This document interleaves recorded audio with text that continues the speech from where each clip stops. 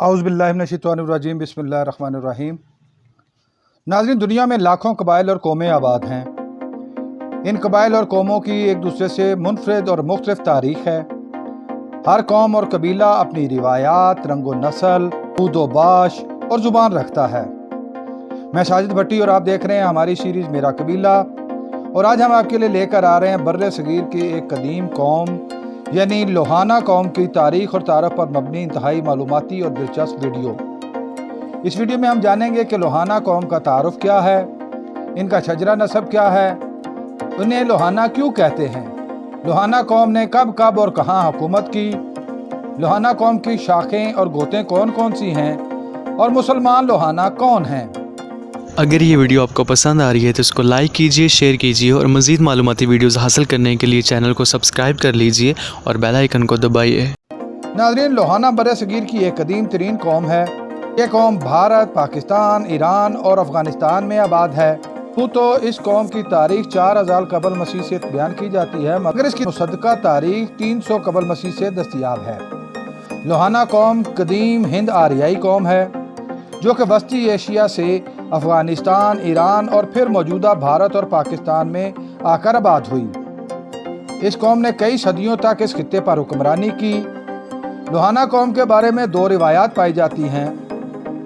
एक रिवायत के मुताबिक लोहाना दरअसल जाट नस्ल से ताल्लुक़ रखते हैं और वो ज़राअत के पेशा से मुंसलिक हैं। अगर एक दूसरा ग्रोह लोहाना कौम को सूरजवंशी राजपूत कौम बयान करता है। भारत में अक्सरियती लोहाना राजपूत, जबकि पाकिस्तान में कुछ इलाकों में जाट भी कहलाते हैं।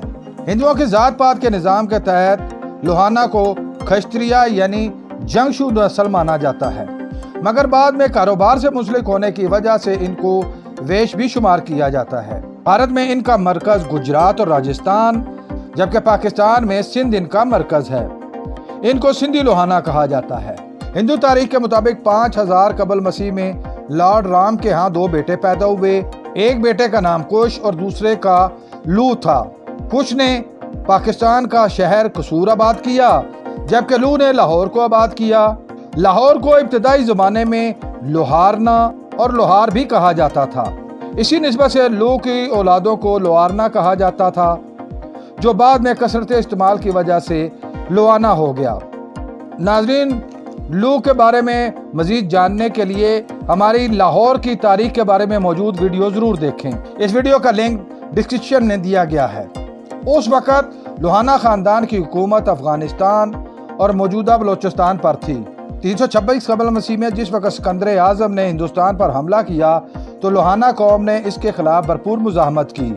कहा जाता है कि लोहाना फ़ौज के साथ जंग में ही सिकंदर आज़म ज़ख्मी हुआ और बाद में इंतकाल हो गया। सिकंदर आज़म की मौत के बारे में और भी बहुत सी रिवायात और कहानियां मौजूद हैं। देवता राम की पैदाइश से पहले इस खित्ते पर रघुनाथ और फिर उसके पोते दशरथ ने हुकूमत की। इस दशरथ के 4 बेटों में से एक बेटे का नाम राम था, जिसे हिंदू अपना देवता राम कहते हैं। लोहाना कौम ने 3 सदियों तक अफगानिस्तान, पाकिस्तान, भारत और कश्मीर पर हुक्मरानी की। लोहाना कौम को किंग ऑफ सोर्ड यानी तलवार के राजा कहा जाता है। ये इंतहाई दलेर और जंगजू कबीला है। देवता राम बाद में अफगानिस्तान से हिजरत करके अयोध्या चले गए और इस तरह लोहाना कौम भारत में आकर आबाद हो गई। देवता राम ने अपने बेटे लियू को शुमाली रियासत का हिस्सा, जबकि कुश को बाकी इलाके दिए। भारत के लोहाना सरदारों ने गुजरात में हुकूमत कायम कर ली, जबकि लू की औलादों ने मकरान के जरिए सिंध की तरफ हिजरत की। सिंध से मुल्तान, लाहौर और राजस्थान तक के इलाकों पर उसने अपनी रियासत कायम कर ली। सिंध की धरती पर लोहाना कौम ने हुकूमत की। 7वीं सदी ईस्वी में सिंध के इलाके ब्रह्मनाबाद पर बुद्ध राजा सासी की हुकूमत थी। राजा सासी का एक हिंदू वजीर था जिसका नाम दीवान राम था। उसने एक नौजवान को अपने साथ मुआवन यानी सेक्रेटरी रखा। उसका नाम चच था। जी हाँ, ये वही चच है जिसका जिक्र चचनामा में मिलता है। रहमानाबाद का राजा अगम लोहाना था। एक रोज दीवान राम मौजूद नहीं था। बादशाह को एक खत तहरीर करने की जरूरत महसूस हुई। दीवान राम की अदम मौजूदगी की वजह से चच को दरबार में जाना पड़ा। चज की शख्सियत से राजा बहुत ज़्यादा मुतासर हुआ और उसने चज को अपना नायब वज़ीर मुकर्रर कर दिया। कुछ अरसा बाद दीवान राम का इंतकाल हो गया और चज ने उसकी जगह ले ली। तारीख में चज को कॉक भी कहा जाता है। अब चज का दरबार में आना जाना शुरू हुआ। उसकी जहानत और नफासत की वजह से राजा की रानी सोहनी उसकी गर्विदा हो गई और वो उसमें दिलचस्पी लेने लगी। राजा की तबीयत भी खराब रहने लगी और वो आखिर बिस्तरे मर्ग पर जा पड़ा। रानी ने उसको महल के पिछले हिस्से में मुंतकिल कर दिया और चज के साथ हुकूमत पर कब्जे का मंसूबा बनाया। उसने दरबार में ऐलान करवा दिया कि राजा ने अबूरी तौर पर चज को अपने तमाम तर इख्तियारात सुपुर्द कर दिए हैं। इस तरह आहिस्ता आहिस्ता चज ने तमाम हुकूमती इख्तियारात पर कब्जा कर लिया। 632 ईस्वी में राजा सासी का इंतकाल हो गया और चज बाकायदा तौर पर हुक्मरान बन गया। उसने 633 ईस्वी में रानी से शादी कर ली, जो कि बरहमन रिवाज के खिलाफ थी, क्योंकि बरहमन में किसी बेवा को दूसरी शादी की इजाज़त नहीं। इसी रानी से उसका बेटा दाहिर हुआ, जो बाद में राजा दाहिर के नाम से मशहूर हुआ। राजा दाहिर के दौरे हुकूमत में 711 ईस्वी में मोहम्मद बिन कासम ने सिंध की धरती पर पांव रखा और राजा दाहिर के साथ उसकी तारीखी जंग हुई, जिसमें राजा दाहिर को शिकस्त हुई। सिंध में आबाद लोहाना कौम के लोगों को सिंधी लोहाना कहा जाता है और इनकी आगे 3 इकसाम हैं।